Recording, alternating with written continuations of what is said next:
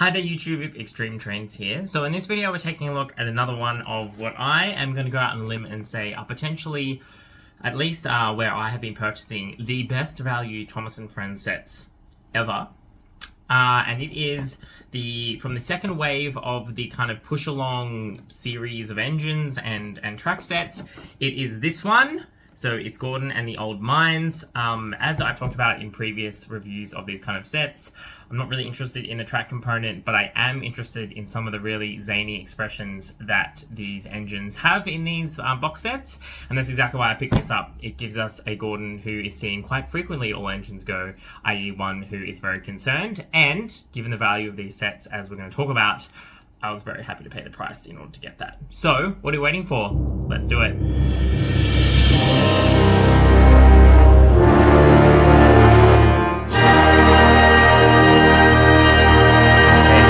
Is the box of the set. Again, very similar in style to the ones that we have already reviewed on this channel, and they will be linked in the description below. You can see here we've got a looper track, we've got a nice big picture of Godron with his concerned face, this compatible thing, which I still don't really understand because like they haven't changed this track for the last couple of years now, so why are they still saying compatible? We get lots of, 159 centimeters of track, blah blah blah. Flip it over, we're getting the quintessential Thomas and Friends back of packaging shots.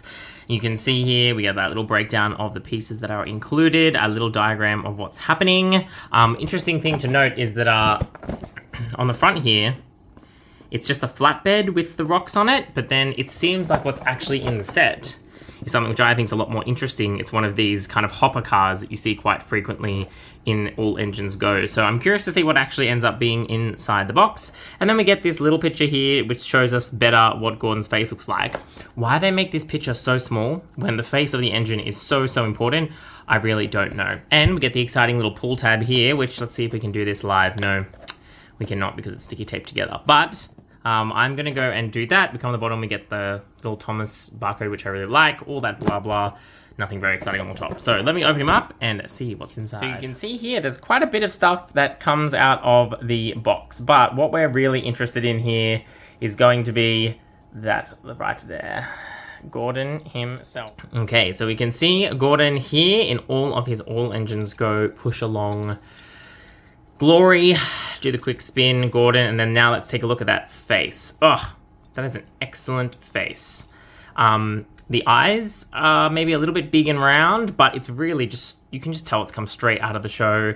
The concern is very real. I love how they've kept the little grooves in the eyes. It's just all around to me, it's a good face. Compare that to the normal Godron face, which was very stock standard, quite young looking. This to me really does kind of give Godron dad energy, which I think is probably missing from just the standard version of Godron that was available individually. Otherwise, he is all the same as the previous version. Still no painting on the buffers, sad face, but we've got all the same detailing everywhere else. And you can see here we also get a tender, which is the same as the previous one. So yeah, Godron with the face, glad to have that. Good to see it's in there.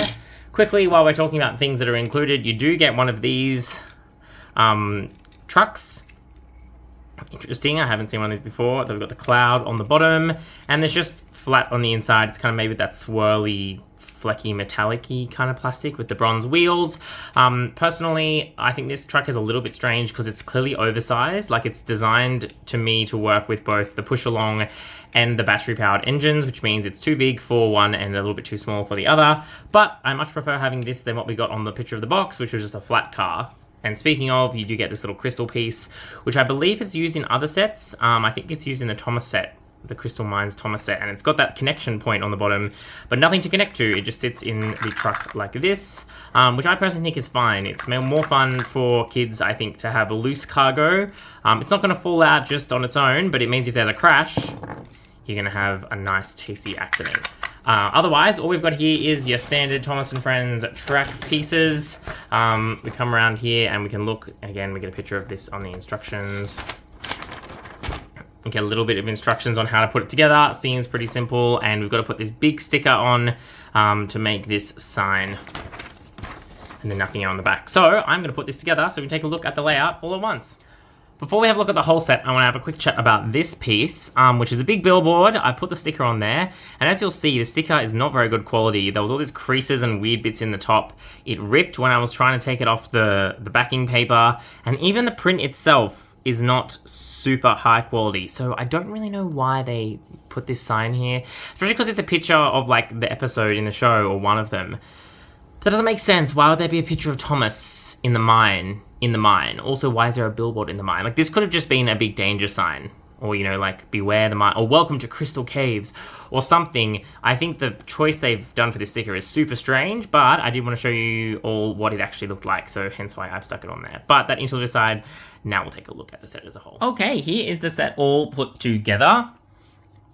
And as you'll see, if you've watched the other reviews that I've done of these style of sets, there is something that is missing from this set that is not missing from some of the other sets. Give you a couple of seconds to work it out. If you work it out before I tell you what it is, feel free to post in the comments below. But you'll note that I talked about, quite highly praised, the switches and points and accessories that you got in the other sets that I've reviewed, which is the Percy passenger run and the diesel figure 8 one. This one doesn't have any of that. While, you know, essentially it's just an oval, they have tried to spice it up by giving us some hill pieces, which I quite very much appreciate. But there's no switches, which means you can't connect this set, at least not easily, to any of the other sets in this, you know, range, which I think is really disappointing. I think I know why they didn't include it, and essentially it's because Godron is a bigger engine. All the other engines in the sets are the tank engines, and so what you're paying for is essentially you've traded off a switch for the tender that we get here, which I think is unfortunate. Because it really does limit the ability of you to combine these sets when you don't have those switches and points, which I think are the things you always want. That said, as I said earlier, I think these have done a good job of making what could be a very boring set into something that's a bit more interesting. You've got the sign over there. It's weird, but, you know, there it is. We've got the hill piece there, and I think it's, you know, we've got the difference. We've got the big kind of silver purpley bit here with the track that's suspended. Then we've also got this little bridge thing with this little, it's essentially like meant to look like the supporting parts of a mine shaft. So I think they've done a good job in making what could otherwise just be literally an oval of track. Not very exciting. A bit more exciting in terms of how Godron looks going around the track.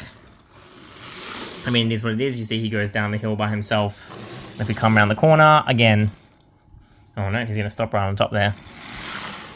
He just goes round. I think broadly it's pretty good. I think the ratio of engine to track is quite good. I was a bit concerned that Godron might look a bit too big, and then he's, you know, it's breaks the illusion of him going on a journey if you can essentially see his tender from one side of the track to the other. But no, the tracks are big enough, you know, noting that these are also scaled to go with the motorized engines, so that I think you get a decent amount of loop even when you do have Godron here. The rolling stock piece does look way too big, comically so, but I guess that's also all engines go energy, right? Is to have stuff that is just too big. So I'm not really surprised. Again, this banner thing, like, the actual piece itself is fine. I just don't know why they put that sticker on there. So weird. But yeah, otherwise, I think this is a pretty neat set. The big draw card of these sets is that at least, I think the recommended retail price in Australia is about 25 Australian dollars. But if you go to discount retails, I'm not sponsored, but Big W is the one where I've seen this in Australia. The only place, actually, of the biggest stores that I've seen these for sale. They sell them for 19 Australian dollars. And for context, it costs you $12 for just one of the tender engine sized push-along trains.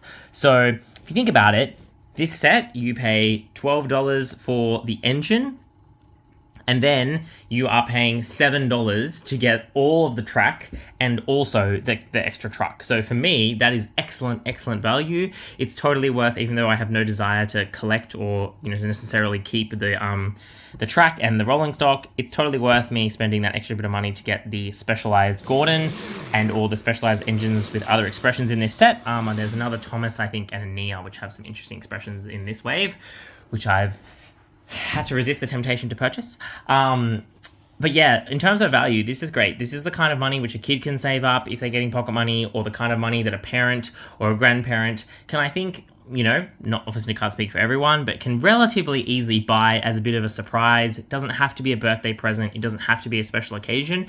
It's the kind of money, you know, if I went out for breakfast at a cafe in Australia, I'd pay $25, $30. Like, this is the kind of money that we're talking about. And I think it's really good to see really accessible sets available, which means people who can't afford to buy those big $100 loop sets or, you know, $150 wooden railway sets can still get a decent amount of track and a nice little fun story that's kind of built in.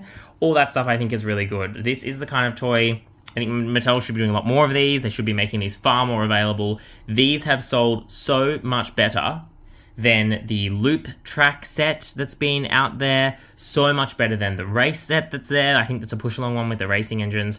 These sets have been flying off the shelves, and I think it goes to show there's a lot of appetite for cheap sets. They give you a decent amount of track, they give you a unique engine, and they also give you a bit of a story or, you know, a bit of an activity.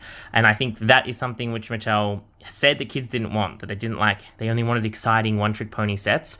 The sales, from what I can see around me, say otherwise. People and children and parents and families do just want these simpler train sets that are just trains. And Mattel is making lots of mistakes if they don't make more of these.